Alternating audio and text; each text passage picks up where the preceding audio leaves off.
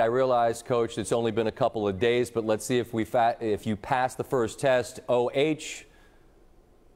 IO. There you go. All right, so you're 1-0, and off we go.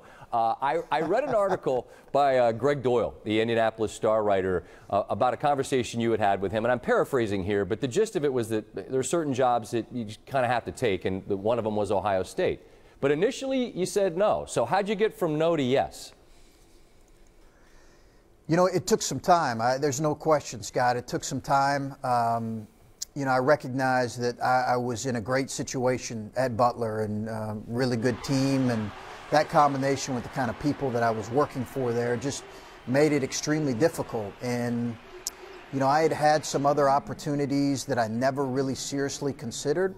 And I think when I told my wife that she was actually with me when I got the initial call, there was a little bit of a different look in her eyes, because I think she knew there was that this carried some weight. There was some gravity to it, and it was going to be a decision I had to make. I always believe for anybody in any job, you can't walk away from something. You got to walk towards something. And it sounds to me like what you're doing is you're walking towards something. And once you decide mentally that you're going to go all in, and you sit down with your whiteboard and you say, here's what I need to do at Ohio State, what is this first order of business? Well, on Friday, after I had a chance to tell our Butler players, and there was some emotion attached to that, and I needed to just take a deep breath. But right after I had a chance to take a deep breath, I hopped on a plane. They sent a plane over to Indianapolis, and I was able to sneak into Columbus. And my first order of business was to spend time with our current team. In these moments, there's so much that comes at you. What I'm trying to do right now is figure out what's most important. Our current players, obviously adding our staff, and then recruiting. Well, you wear the same gear at Ohio State that you did at Butler, but I imagine someone had a word with you about anything that has blue in it. What was the message you got about that? Within the first 10 minutes of arriving to campus. Literally, the first 10 minutes of arriving to campus. You know, and I thought in some ways, hey, you're joking, right? And they're like, no. Oh, no. Like, no. I had a blue backpack. I had to take that off and leave it in the car. Like, I mean, not a Butler back, just a blue backpack. Yeah.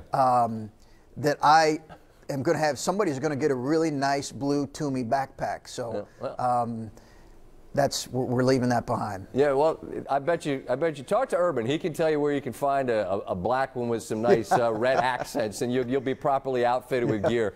I just have one last question as it relates to Butler, because I've been there. I get what it is tradition-wise and history-wise, and now as it moves into a bigger league, I think it can become a forever job. You just were there. What has to happen for that to be a place where somebody goes and they say, you know what?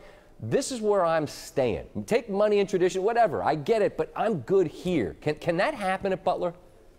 Absolutely. And maybe it sounds hypocritical that I'm saying that, Scott, but I think absolutely it can. And to be real honest with you, I was really close to that being what I think, basically me saying, I'm going to be here until you don't want me here anymore.